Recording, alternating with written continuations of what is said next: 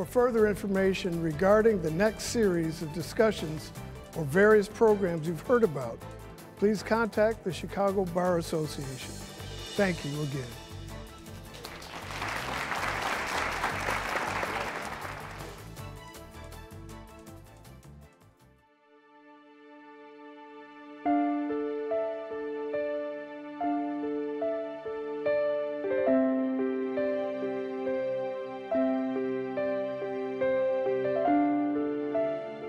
There were 7 homes, I believe, that were sprayed on the block, so there could have been multiple deaths on that day, as well as it happened at the time of day when students were going to and from school, people were going to work, so it's only a miracle of God that more people were not killed on that day.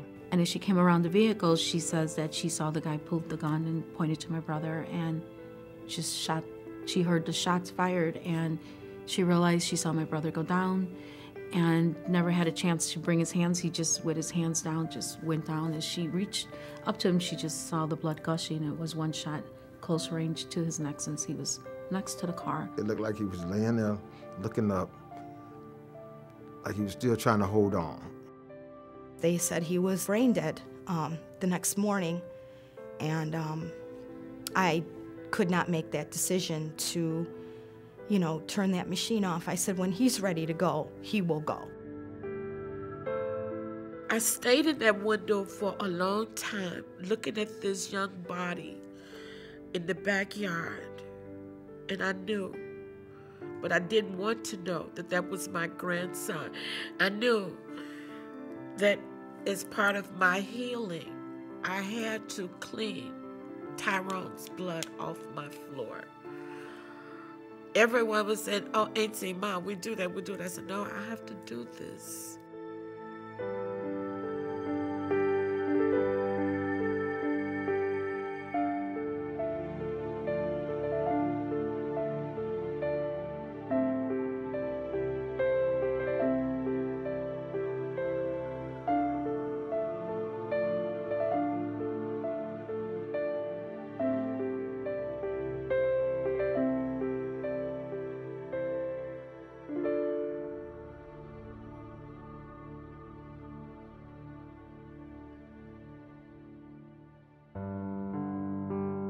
My daughter has forgiven, so we have to forgive, because revenge is not ours.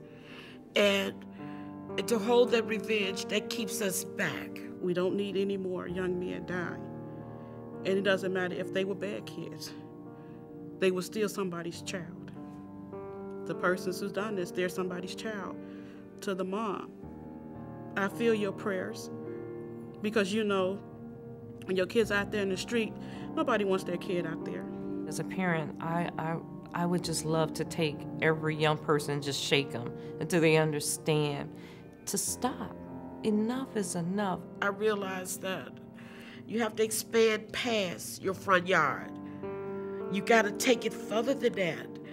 And this one young man, he said he had heard us talking about a family reunion.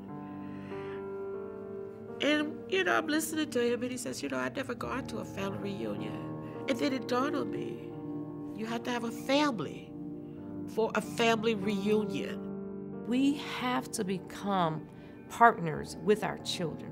They can't raise themselves. Even teenagers, we've got to help them, coach them along the way to get them on the right path. If we don't, then we're only opening up the door for them to get in jail or to become involved with illegal activities. The community needs to know that they're supported, and these kids that are affiliated or non-affiliated, to me it's not important who they are. If they're gang affiliated, you know what, I want to work with those kids more, because those are the ones that need the support more, guidance, so they need to know that somebody is there for them to fall back on. I feel like, actually, that's how every man in the neighborhood should be looking at the kids in the neighborhood as though they're their own kids.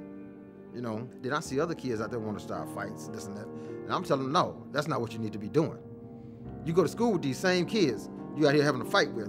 You got to sit next to them in class every day. So why would you be fighting them? If I see a kid, even on the street with his pants sagging, I'm going to say something to him. I'm going to say, young man, pull up your pants. It's disrespectful. This child obviously does not know he or she is loved. and how they should respect themselves so other people will respect them.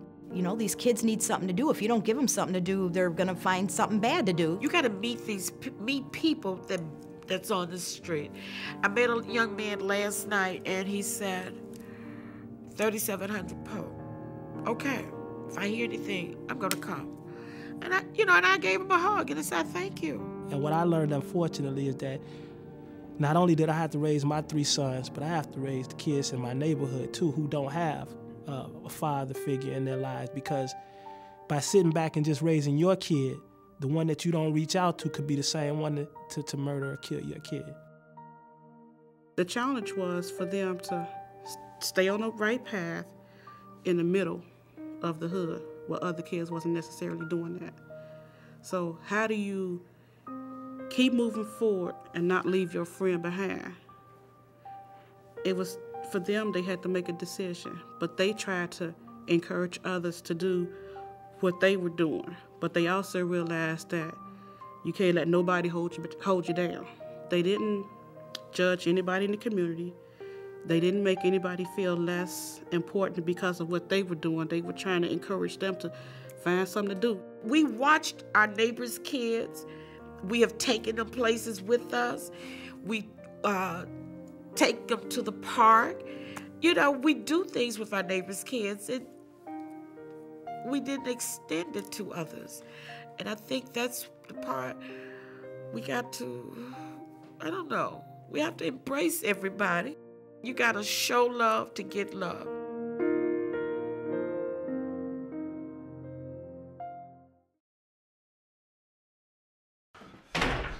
Who was this fool, man? Ain't that Campbell? Nigga sweet, man. Hey, nigga sweet? Fuck this, man. Run away, man.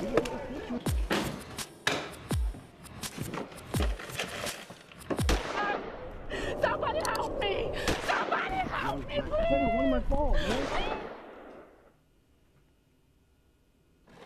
Hey, little bro. What's going on with you, man? Nah, I was messing with you.